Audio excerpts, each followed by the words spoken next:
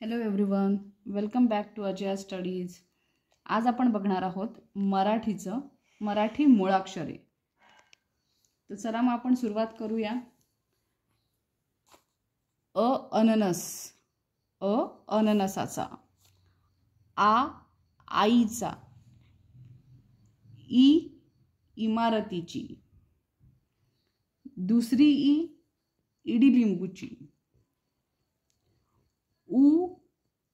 उडीचा किंवा उखळाचा. उसाचा. ऋषीचा. एडक्याचा.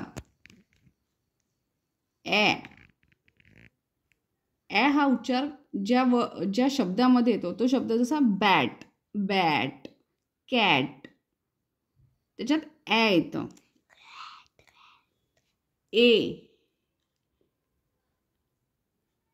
एडक्याचा. तुम्हाला त्याचं हे तर सांगितलं आहे बॅट. ऐकणे. ओझे. म्हणजे बॉल शब्दामध्ये सुद्धा केलं की ब प्लस येतो, बॉल. औषधीचा. अंबराचा किंवा आंब्याचा. म्हणजे हा शब्द येतो प्रातः.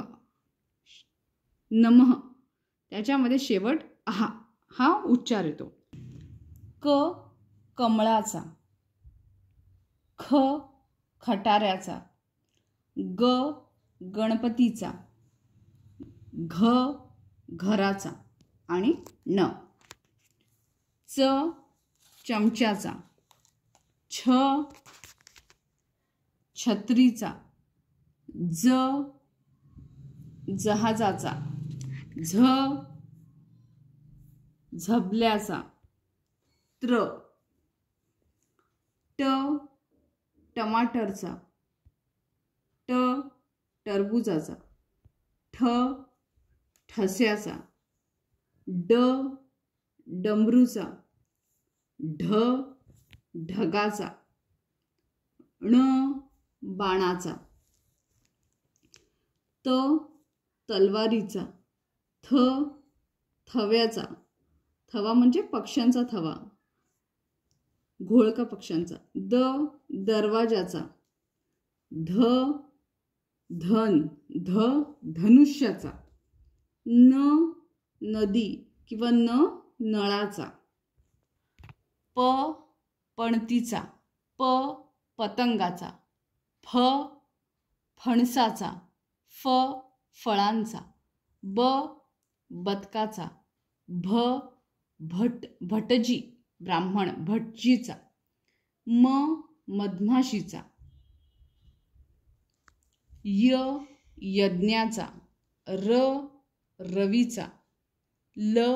लसूणाचा. वनाचा किंवा वजनाचा. शहामृगाचा किंवा शाळेचा. षटकोणाचा. सशाचा. हत्तीचा किंवा हरणाचा. नळाचा. नळामध्ये जो शेवटचा शब्द आहे तिथे येतो. बाळ. नळ. क्षत्रियाचा. ज्ञानेश्वराचा. अशा प्रकारे आपण मराठीची मूळाक्षरे बघितली. त्यामध्ये स्वर आहेत आणि व्यंजन आहेत. जर तुम्हाला हे आवडलं असेल तर नक्की लाईक करा, सबस्क्राईब करा आणि हे तुम्ही रोज वाचत जा, म्हणजे तुम्हाला मराठी अजिबात कठीण जाणार नाही. सगळं मराठी याच्यामध्येच आहे. इथूनच मराठीचा उगम होतो. थँक्यू.